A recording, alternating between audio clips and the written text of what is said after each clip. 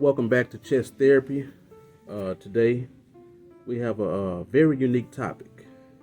This topic would be called Spilt Blood Has a Voice.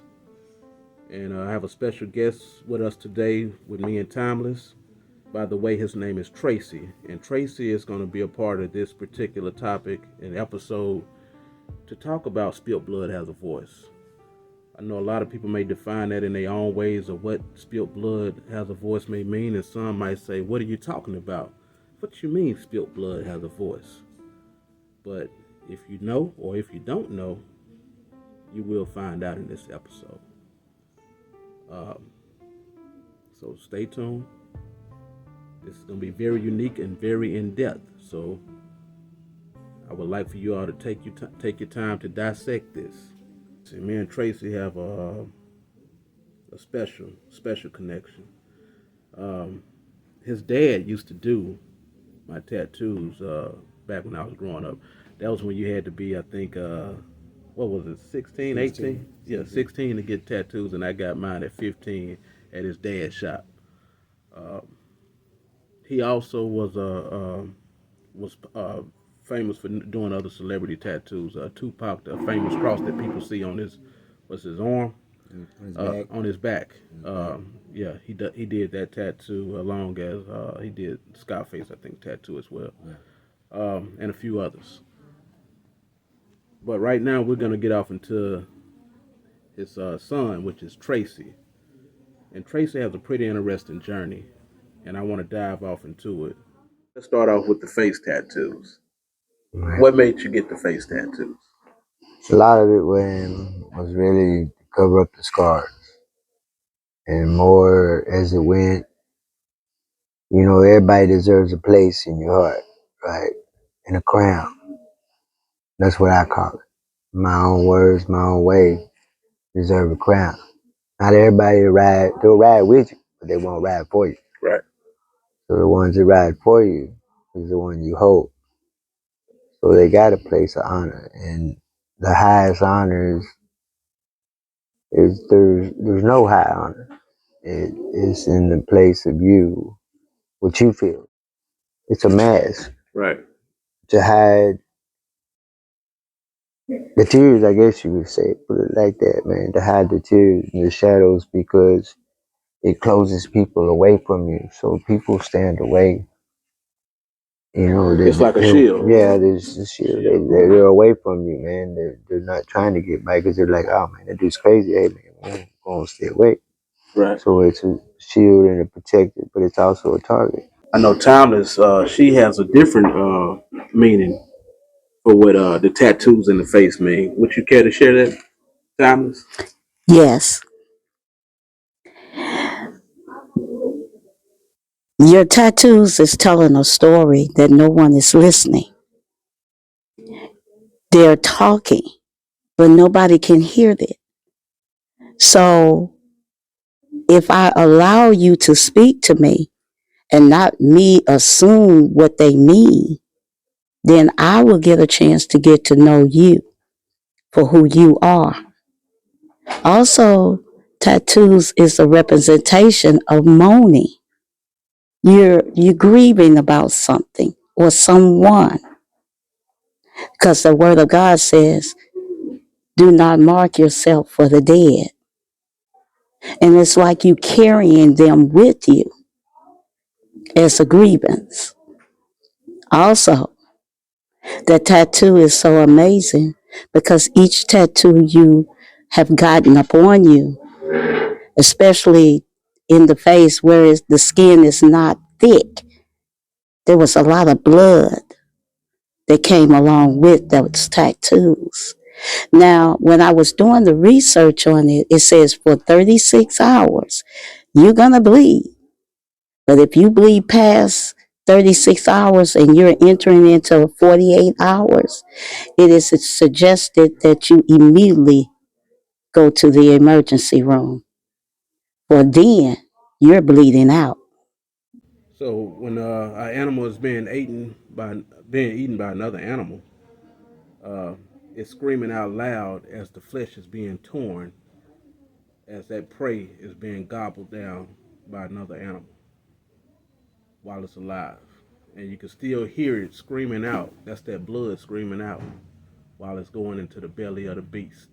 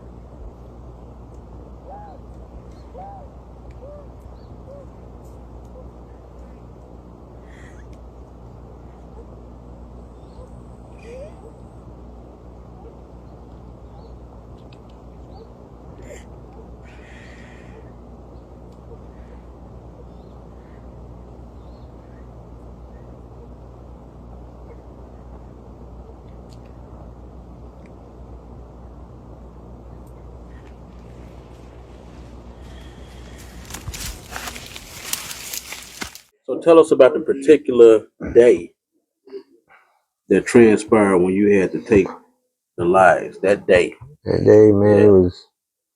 it was June the 21st. I never forget that, man. June the 21st. And man, you know, we hit for 11 keys. Mm-hmm. And I'm fixing to be 16 in 2 days, man. We can blow it out, you know what I mean? Right.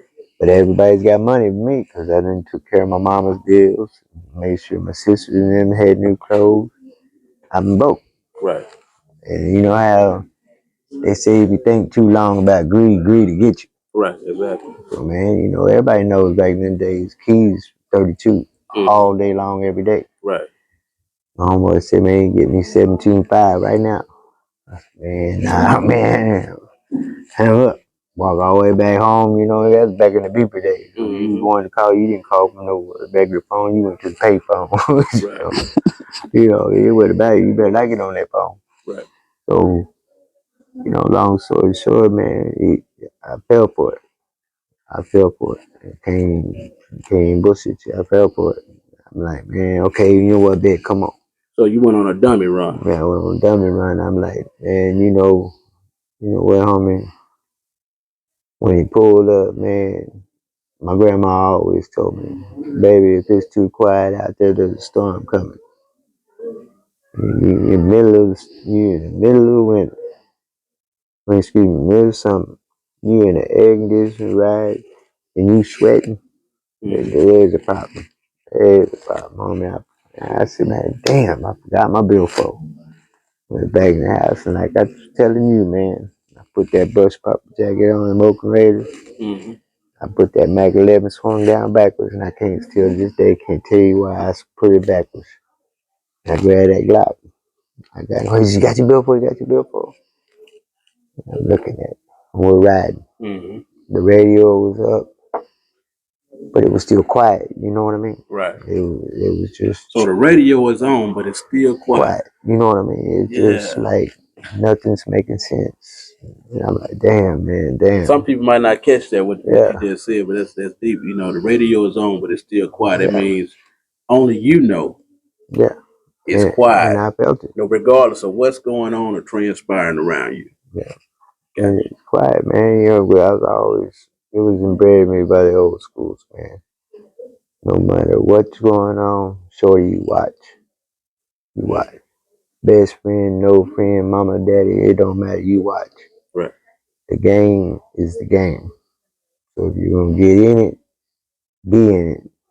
If you're not, then you should have never got it to begin with, because it leads to one thing. And that's what we used to say, it leads to the casket. That's how we, always been like that, man. Right. Sure enough, bro, it's just like we got right there to him setting bingo. Right there in that old Texaco gas station right there. That's why them 3 crosses are right there, still to this day. Damn, I never knew that. Yeah, you know, when you get right there to him setting bingo. Yeah. Gas station sitting right here. Yeah. And, I think it's. So it's 3 crosses. right there over there in that grass area. Yeah, it's right there where the old poles. The old poles used to be the phone. Yeah, used to be the phone booth. So you made a signature stamp that every time you pass by there, even after you got out of jail, it's still there to this day. Yeah. That's a signature stamp that will never be forgotten. Every time you see them three That's why I crosses. don't even, man, when I went by there for the first time, I didn't even stamp I was going by there, man. Yeah. I really did. And when I looked up, I'm like, damn. And I looked over, I said, fuck, man, let me go on, let me go on ride by. You know what I mean? Let me get on by, but through there. You know what I mean? And it's, don't get me wrong, man. There's a demon that just don't go away. You know what I mean? And I'm not gonna sit here and tell you that I didn't have no remorse, that I didn't have no fear, because this was supposed to be my partner. Right. So there was somebody you loved. Yeah, his name Martin Baker, man. He was. We grew up together. Yeah. So we've been in the game together. But you know, there's a thing in the game, man. You don't not put two things. You don't smoke your shit, and you don't do your shit. You know what I mean? Right. What I mean by doing, you don't fix your shit, and you don't smoke it. That's no. It's all about what stacks up over here, not what empties over here. And I should have known he was smoking. You know, man, that's when it wasn't even rocks, it was freebase. Right. And back in the day, it was freebase. So when you was in the car, what made you pull the Mac 11 out? Because, man, he was literally, that's when I got out of the car.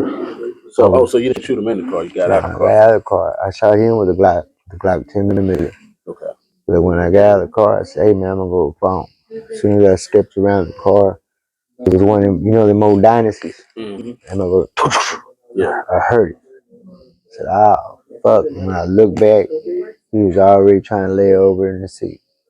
I just see what anybody would do. I already knew what it was. Right. I knew what it was. I just walked up the way and shot him. And I headed to a phone. And you remember them old Lincoln Continental, like I changed the Mark 5? Yeah.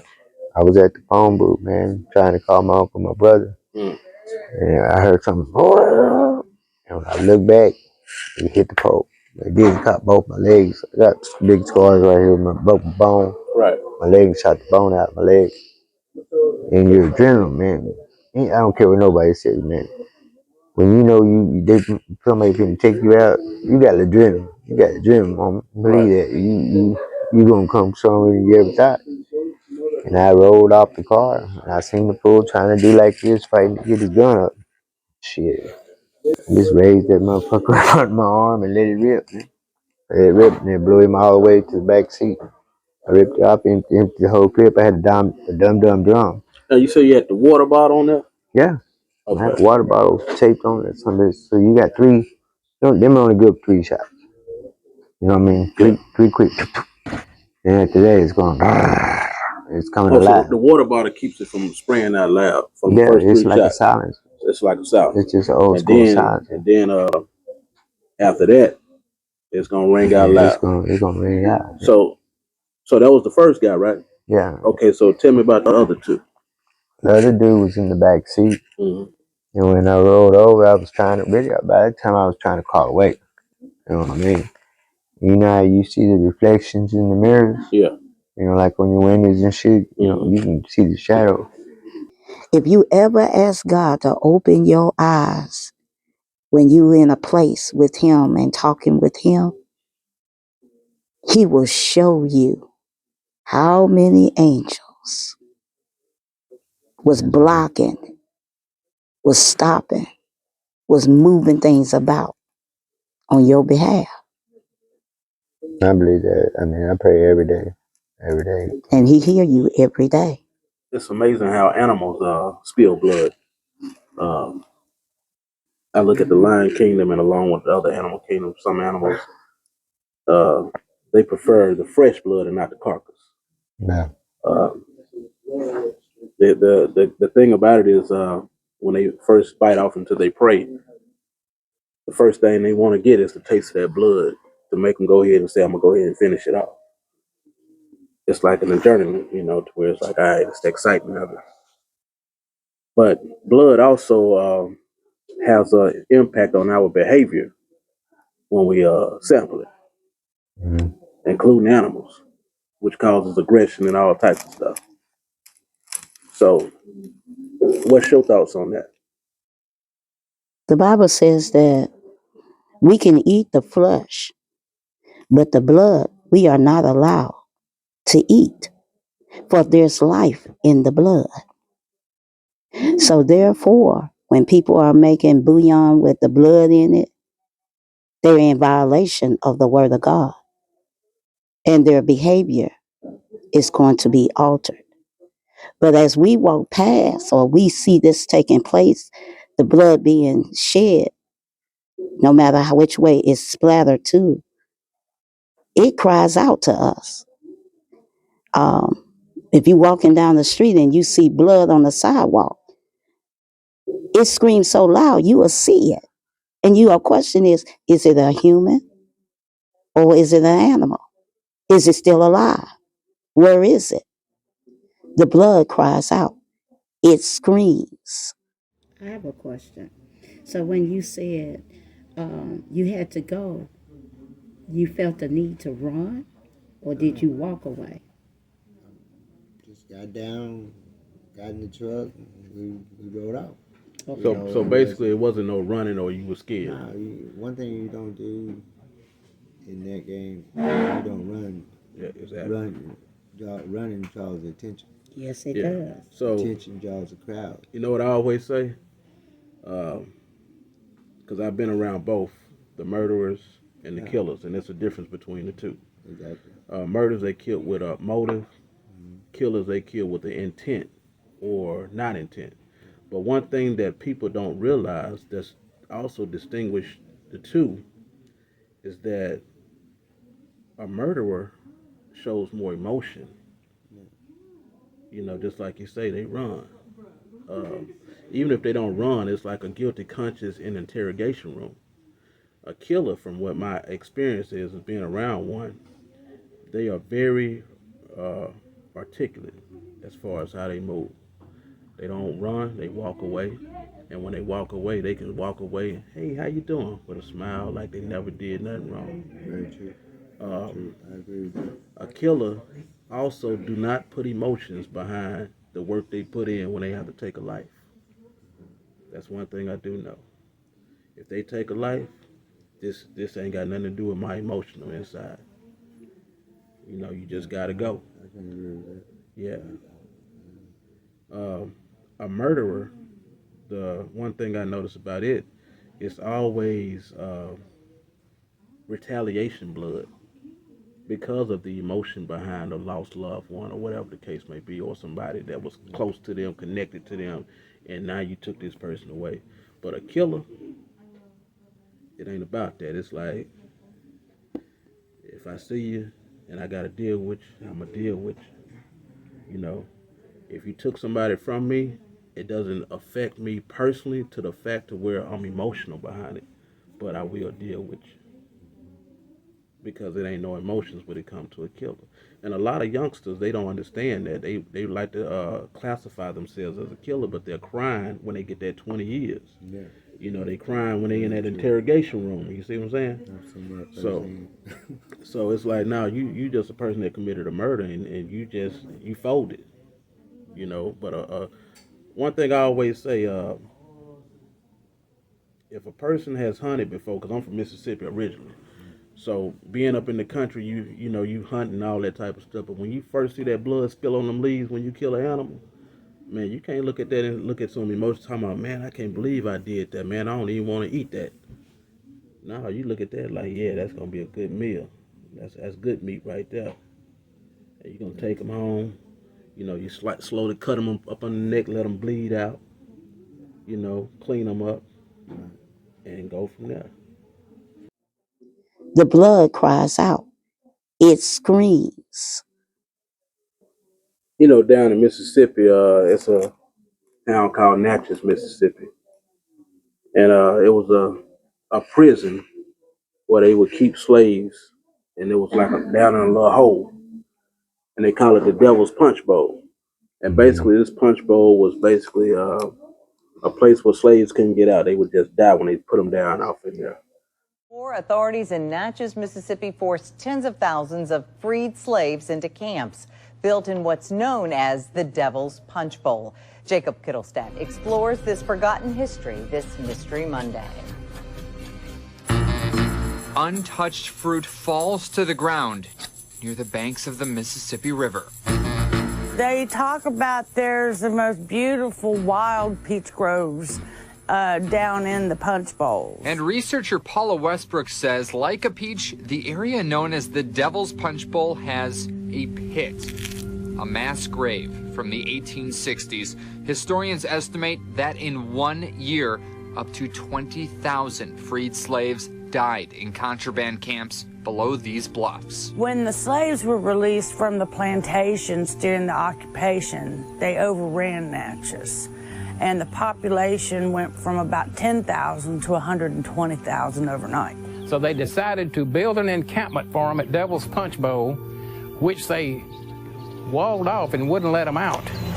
Don Estes is the former director of the Natchez City Cemetery. I just put my own tombstone right there. You see Estes? Learning history's been his life. He says Union troops ordered recaptured black men to perform hard labor. Straight down right here. While women and children were all but left to die in the 3 Punch Bowl prisons. Disease broke out among them, smallpox being the main one, and thousands died. They were begging to get out, turn me loose and I'll go home back to the plantation, anywhere but there. But they wouldn't let them out. The Union Army did not allow them to remove the bodies from the camp. They just gave them shovels and said, bury them where they drop. And I'd really like to show you more of this terrain, but it's just too thick with greenery. These bluffs are also straight down, so not only is it dangerous to navigate, it's still very mysterious back there. It's a bed of alligators and snakes.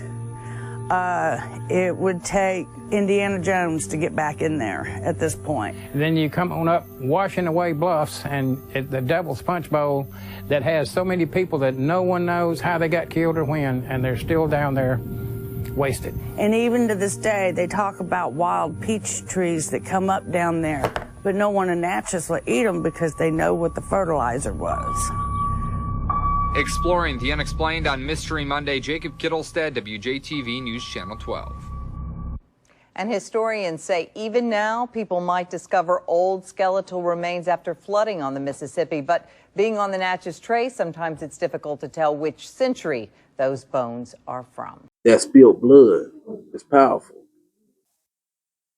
When you have a relationship with an individual of the opposite gender or other methods that you may involve yourself in, there's a blood exchange that's taken over. It's a blood covenant that's taking place. In each situation that we see blood that is being spilled, that's a blood covenant. You said, I had blood upon me, and it wasn't my own. It's like an imprint. It's a cry out. But when a person is in a relationship by their choice with an individual or one night stand or whatever you may want to call it, you enter into a blood covenant because there's blood being exchanged. And I'm sorry, go ahead. Blood exchanged through semen. It's blood exchanged through saliva. Correct. I find that blood, as it's in our bodies, it has one color. But when it comes in contact with oxygen, it actually turns red. I was stating one time that I have seen bright red blood, like almost like an orange looking color, but I mean just bright red. I've also seen it dark. I also seen it with clogs. When it comes in contact with oxygen, it changes its character. It's like the blood of HIV. HIV is an airborne disease. It dies as soon as the blood hits the air. It makes the blood scream to find another body. First time is a thought. The second time is coincidence.